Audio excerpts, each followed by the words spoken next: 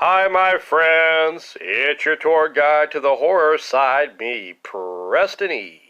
On this video, we'll take a look at the 2022 horror movie, Smile. Fair warning, if you haven't seen Smile yet, this review does contain spoilers. Now would be a good time to jump off the tram. For the rest that's on here, let's do this. Let's review this. Ow! Smile stars Susie Bacon, Bacon, I smell bacon, and she gives a crispy hot performance as Dr. Rose Cotter, a psychiatrist who witnesses the suicidal death of a lady named Laura, who witnessed the death of her professor via suicide. She grows more and more panicked as she tells the doctor of the evil smiling entity that has been tormenting her since witnessing the suicide, and this happens. Laura takes her own life by the hands of this possessive entity that only Laura can see, but Dr. Cotter cannot.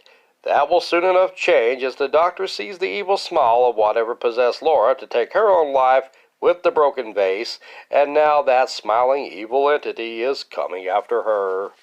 With a smile like that, she could have been an anchor woman, a beauty pageant contestant, or a stewardess. So much wasted potential. Anyway, Dr. Cotter is slowly but surely losing her sanity in the eyes of those around her. She is given paid time off from work to deal with being a witness to such a traumatic event. She starts seeing visions of her sinister smiling specter everywhere she goes, which in turn strains her relationship with her fiancé, her sister, and her sister's family.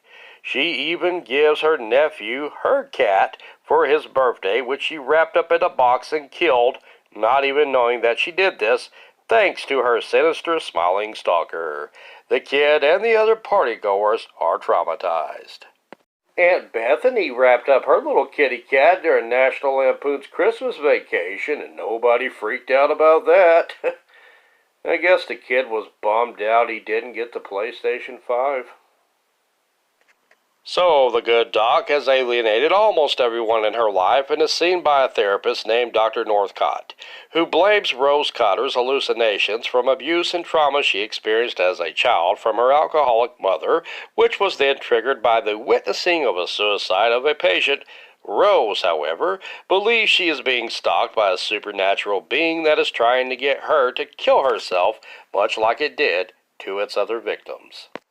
She visits Laura's professor's widow, who died in a similar smiling suicidal fashion that Laura did, but is eventually turned away by the distraught widow. Rose Cotter then seeks the help of her ex-boyfriend Joe, who is a police detective. They discover many similar smiling suicidal cases stemming from someone witnessing someone smiling in the same sinister manner before they killed themselves. Man, that's a lot of S's.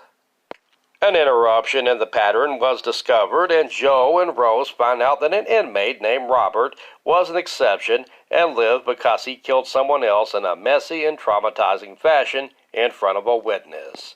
However, Rose has other plans and goes to confront the evil in her childhood home. The entity has taken the form of Rose's dead mother. She lights the entity on fire with a lantern and watches the destruction of her childhood home. Thinking she defeated the demon, she goes to Joe's to try and get on with her life. Swerve, bro! Joe is not Joe. The evil smiling entity has taken his form and goes to kill Rose. Another swerve, bro! Never mind, that was just a hallucination as Rose wakes up in her parked car by her childhood home, which is still standing erect. It looks like she never went in to burn it down with the evil entity inside after all. She sees Joel coming after her, but this is the real Joe, not the shape-shifting smiling specter in disguise. However, Rose thinks it is, runs into her childhood home, locks herself inside, and is possessed by the evil entity, which lights Rose on fire in time for Joe, played by Kyle Goldner, to see his former sweetie grinning all sinister-like at him as she's on fire, and I will refrain from making any "this girl's on fire" jokes. The evil smiling entity is now passed on to Joel. But swerve, bro! No, actually, I think that was the real ending this time. Never mind. Smile takes the viewer on quite a ride. There were quite a few genuine jump scares, which got even a seasoned horror fan like myself. The roller coaster ride of a movie twists and turns enough to keep you guessing, especially toward the end. The Entity is a disturbing looking mixture of Marilyn Manson meets Michael Jackson grown to the height of an NBA center. It's ugly. There are some truly jarring, twisted scenes and scary performances by Sosie Bacon and many of the other actors losing their minds thanks to the Hellspawn Spectre. If you're looking for a horror movie with a psychological edge in the vein of It Follows, this one is definitely worth a look. Well, that about does it for me. Please like, subscribe, and share. That would make me smile. I've been Preston E. Garrison, and I'm out of here.